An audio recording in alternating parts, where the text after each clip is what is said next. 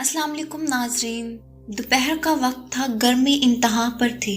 खलीफा मुआविया बिन अबी सुफियान दमिश्क में अपने महल में बैठे हुए थे। महल के दरीचे से सामने का मंजर साफ दिखाई दे रहा था। दूर दूर तक खुला मैदान था। अचानक खलीफा की नजर एक शख्स पर पड़ी जो नंगे पांव क़यामत की इस गर्मी में महल की तरफ बढ़ रहा था। खलीफा ने हाजरीन को मुखातिब करके कहा, जिस शख्स को इस गर्मी में भी इस तरह सफर करने की मजबूरी है, इससे ज्यादा बदनसीब और कौन हो सकता है। हाजरीन में से एक शख्स ने अर्ज की, अमीरुल मोमिनीन, मुमकिन है कोई हाजत उसे आपके पास खींच लाई हो। खलीफा ने कहा, वल्लाह अगर ये शख्स मेरे पास कोई हाजत लेकर आया है तो मैं उसकी हाजत पूरी करूंगा। फिर एक खादम को तलब किया और उसे हुक्म दिया कि वो दरवाजे पर खड़ा रहे और अगर ये शख्स मुझसे मुलाकात करना चाहे तो उसे मेरे पास आने से ना रोका जाए। चंद लम्हों बाद वो शख्स खलीफा के सामने हाजिर था। खलीफा ने उससे पूछा, कौन सी हाजत तुम्हें यहाँ लाई? जनाब, मैं शिकायत लेकर आया हूँ, मुझ पर जुल्म हुआ है, मैं इंसाफ का तलबगार हूँ। अराबी, किसने तुम पर जुल्म ढाया है? खलीफा ने फिर पूछा। उस शख्स ने जवाब दिया, मरवान बिन हुक्म ने, जिसे आपने हमारा वली बनाकर भेजा है, और ये शख्स हमारे लिए वबाल जान बन गया। मेरे लिए और मेरी बीवी के लिए तो इस शख्स ने जुल्म की इंतहा कर दी है। खुदारा अपने इस वली के खिलाफ मेरे हक में इंसाफ फरमाइए। खलीफा ने कहा, अराबी, मुझे अपना पूरा किस्सा सुनाओ। अराबी बोला, जनाब, मेरी एक बीवी थी, मैं उसका आशिक जार था। हमारे पास ऊँटों का एक काफिला था जिससे हम बाआसानी गुजर बसर कर लेते थे। फिर यूं हुआ कि हमारे इलाके में कहत पड़ गया।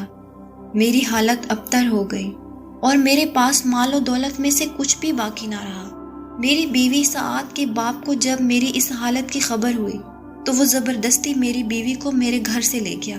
मैंने मरवान बिन हुक्म के पास शिकायत की। मरवान ने मेरी बीवी के बाप को बुला भेजा। उसने मरवान के सामने गलत बयानी से काम लिया और कहा कि मेरी बेटी सआद इस शख्स के पास रहने के लिए रजामंद नहीं है। मैंने मरवान से सआद को बुलाकर उसकी रजा पूछने की दरख्वास्त की। चुनाचा मरवान ने सआद को तलब किया, मगर जब सआद हाजिर हुई और मरवान की नज़र उस पर पड़ी तो वो मरवान को पसंद आ गई और बजाय इंसाफ के वो उल्टा मेरा दुश्मन बन बैठा। उसने मुझे बुरा भला कहना शुरू कर दिया और मुझे जेल में डालने का हुक्म जारी कर दिया। फिर सआद के बाप से तय कर लिया कि वो 1000 दनियार हक महर के बदले मुझसे तलाक के बाद सआद का निकाह मरवान से कर देगा। मुझसे तलाक दिलवाने का जिम्मा मरवान ने खुद लिया। मरवान ने मुझे तलब किया और सआद को तलाक देने का हुक्म दिया। मैंने इनकार किया तो उसने मुझ पर तशद्दुद का हुक्म दे दिया। जब तशद्दुद हद से बढ़ा तो मैं मजबूर हो गया और मेरे पास सवाए तलाक देने के कोई चारा ना रहा। चुनाचे मैंने तलाक दे दी और इद्दत गुजारने के बाद मरवान ने सआद से शादी कर ली और इद्दत गुजारने के बाद मरवान ने सआद से शादी रचा ली। यहाँ तक कहने के बाद अराबी रोने लगा, फिर बेहाल होकर लड़खड़ाया और बेहोश होकर गिर पड़ा। गुस्सा खलीफा के चेहरे पर टपकने लगा और कहने लगा, मरवान ने अल्लाह की हदूद में दस्त अंदाजी की है और एक मुसलमान की इज्जत पर हाथ डाला है। फिर कलम और कागज मंगवाया और मरवान बिन हुक्म के नाम लिखा। मुझे इत्तला मिली है कि तुमने इस्लाम की कायम करदा हदूद से तजावुज किया है और अपनी सल्तनत के एक शख्स पर जुल्म ढाया है। अब तुम्हारे जैसे शख्स को हर्सो हवस से बाज रखना लाजमी हो गया है। फिर 2 शेर लिखे जिनका मतलब ये था, मेरे पास एक संगीन मामले की शिकायत की गई है जिसका तुम्हें इल्म नहीं। मैं तुम्हारे जैसे गुनाहगार के काम से अल्लाह से इस्तग़फ़ार करता हूँ। तुम फौरन सआद को तलाक देकर हमारे पास रवाना कर दो। मरवान को जब ये हुक्म मिला तो तामीले हुक्म के बगैर उसके पास कोई चारा ना रहा। चुनाचा उसने फौरन सआद को तलाक दे दी और उसे दमिश्क रवाना कर दिया। साथ ही शेरों की ज़बानी एक ख़त भेजा जिसमें लिखा था, ए अमीरुल मोमिनीन, मेरे बारे में जल्दी ना कीजिए, मैं अपने इस काम पर शर्मिंदा हूँ और माजरत ख्वाह हूँ, मगर आप जब उसे देखेंगे तो आपको मालूम होगा कि इंसान की तमाम आरज़ुएं एक जिस्म में मुजस्सिम है। आपके पास सूरज की मानिंद एक हसीन सूरत आ रही है। ऐसी सूरत किसी इंसान ने कभी देखी ना होगी, ना किसी जिन ने। खलीफा ने खत पढ़ा तो मुस्कुराए और हुक्म दिया कि सआद को हाजिर किया जाए। सआद दरबार में हाजिर हुई। जब खलीफा की नज़र उस पर पड़ी तो वाकई खलीफा ने महसूस किया کہ وہ حسن و جمال میں اپنا کوئی ثانی نہیں رکھتی۔ پھر جب خلیفہ نے اس سے بات کی تو مزید حیران ہوئے۔ فصاحت، بلاغت اور ذہانت میں بھی اس کا کوئی جواب نہیں تھا۔ پھر انہوں نے میاں بیوی کے باہمی خلوص کو پرکھنا چاہا اور عرابی کو مخاطب کر کے کہا، تجھے اس کے بغیر کیوں سکون نہیں آتا؟ میں اس کے عوض تجھے چاند جیسی حسین و جمیل 3 کنیزیں عطا کروں گا، اور ہر کنیز کے ساتھ 1,000 دینار کا عطیہ بھی ملے گا، اور پھر تجھے بیت المال میں سے اتنا کچھ عطا کروں گا کہ تیرے لیے کافی ہو جائے گا۔ عرابی نے جب یہ سنا تو چیخا، مروان بن حکم کے ظلم کے خلاف میں نے آپ سے انصاف مانگا تھا، اب میں آپ کے ظلم کے خلاف انصاف کس سے مانگوں؟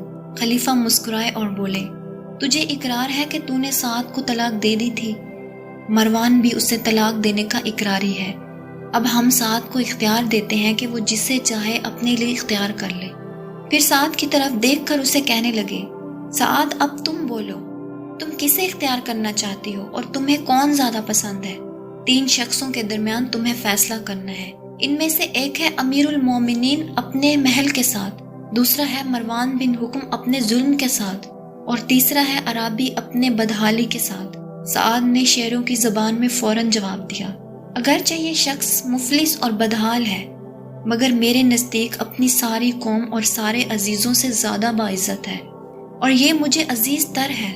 پھر کہنے لگی، اے امیر المومنین، زمانے کی تبدیلی سے میں شکست نہیں مانوں گی۔ میرا اور اس عرابی کا ساتھ بڑا پرانا ہے، جسے فراموش نہیں کیا جا سکتا، نہ ہی اس محبت کو ختم کیا جا سکتا ہے۔ جب میں نے خوشحالی کے زمانے میں اس کی رفاقت سے لطف اٹھایا ہے، تو اب پریشان حالی میں بھی میرا سب سے زیادہ حقدار ہے۔ خلیفہ نے جب سعد کی یہ وفا اور خلوص دیکھا تو مسرت سے جھوم اٹھے اور بولے، سعد، میں نے صرف تمہارے خلوص اور وفا کا امتحان لینے کے لیے یہ باتیں کہی تھی، تم امتحان میں پوری اتری ہو۔ واقعی ایک مسلمان بیوی کا اخلاق ایسا ہی ہونا چاہیے۔ پھر سعد اور اس کے عرابی خاوند کو 2,000 دینار عطا کیے اور جانے کا حکم صادر فرمایا۔ اگر آپ کو ویڈیو پسند آئی ہو تو ویڈیو کو لائک کریں، چینل کو سبسکرائب کریں اور شیئر کریں، اور ملتے ہیں ایک نئی ویڈیو کے ساتھ۔ اللہ حافظ۔